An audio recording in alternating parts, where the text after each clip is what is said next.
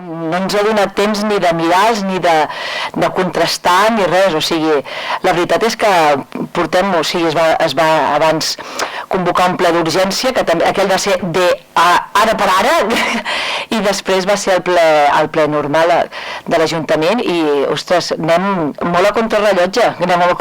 ens fan treballar moltíssim i cada 3 mesos o 4, o sigui, hem d'aprovar nous pressupostos, i nous pressupostos, com diuen altres regidors, altres companys de l'Ajuntament, o sigui, és per fascicles. Pis d'un propietari, d'un petit inversor, algú que tens, o sigui, o d'algun...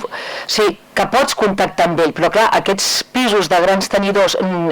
jo crec que ha de ser molt difícil poder contactar amb ells, poder dir, a veure, o sigui, els traieu a la venda, els poseu al lloguer social,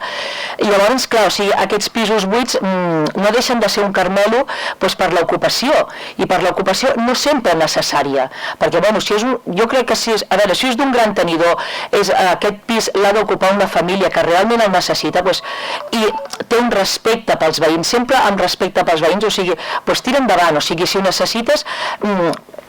posa't en aquest pis, o sigui, si tens canalla o el que sigui, però també jo crec que aquí hi ha una... bueno, sí, ho direm, una màfia, jo crec que per sota hi ha una màfia de gent, o sigui, que ja busca persones d'aquestes que normalment són conflictives, i en un poble tan petit, quan venen tipus d'aquestes de persones, doncs,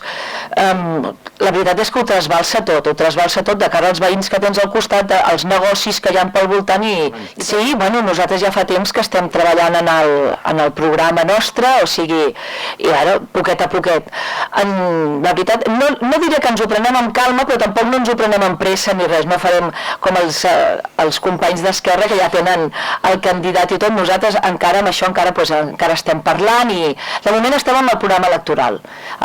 electoral, o sigui que apostem per ell.